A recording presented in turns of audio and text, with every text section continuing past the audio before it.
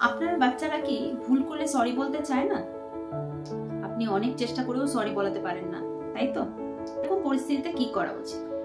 অনেক কিছু করা যায়, তার মধ্যে কিছু কিছু টিপস আমি দেব। যেমন আস্ক দেম পোলাইটলি যে কি হয়েছে, কেন তারা সরি বলতে চাইছে না।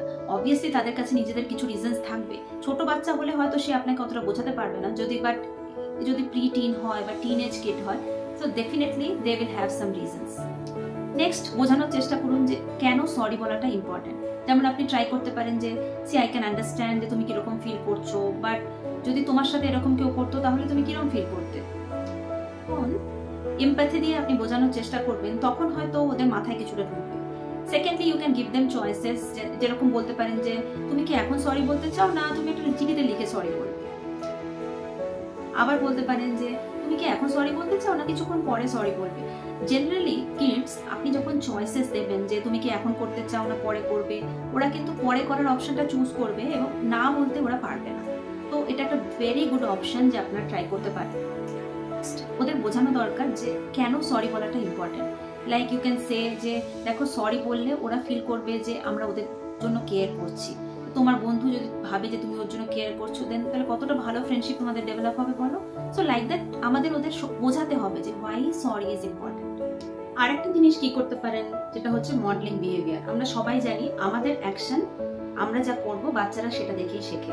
তাহলে আপনারা কি করতে পারেন, আপনারা যখনই কোনো দোষ করবেন সঙ্গে সঙ্গে সরি বলবেন, সঙ্গে সঙ্গে অ্যাপোলোজাইজ করবেন।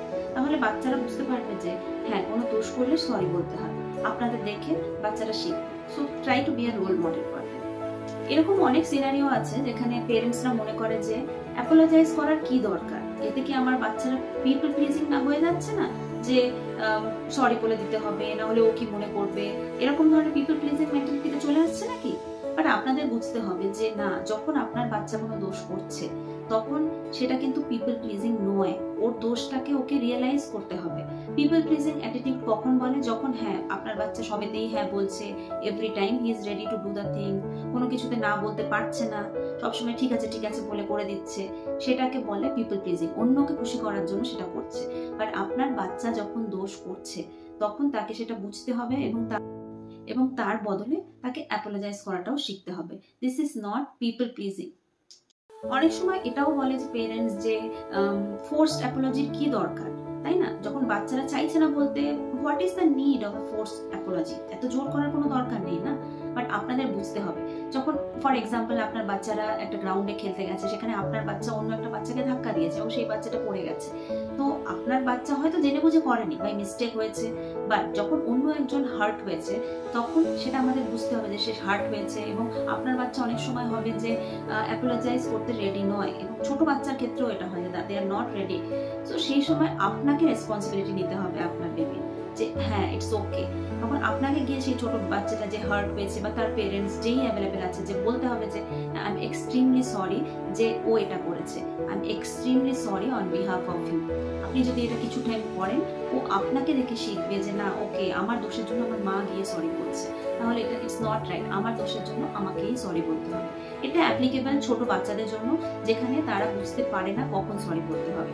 বাট যখন একটা টিন বা প্রি টিন, তাদের ক্ষেত্রে এই পাওয়ার স্ট্রাগলটা খুব দেখতে পাওয়া যায়, যে তারা নিজেরা খুব শক্তিশালী মনে করে, দে হ্যাভ দ্য পাওয়ার, আমি সরি বলবো না, তুমি কি করতে পারবে, আই এম নট ইন্টারেস্টেড। তখন আপনাদের কি করতে হবে, আমি যে সাজেশনগুলো এতক্ষণ দিলাম সেগুলো ছোট ছোট করে আপনাদের অ্যাপ্লাই করতে হবে, ওদের বোঝাতে হবে। Until unless you give them options, they will not know. তারা জানে না যে তাদের কি করতে হবে, অল্টারনেট অপশনস কি। হ্যাঁ, আমি এখন সরি বলতে চাইছি না, I am not in a good mood, but what is the other option I have to. বা প্রিটিনস যখন তারা অ্যাপোলোজাইজ করতে চায় না, then it will be like they are very rude, আমরা ফিল করি।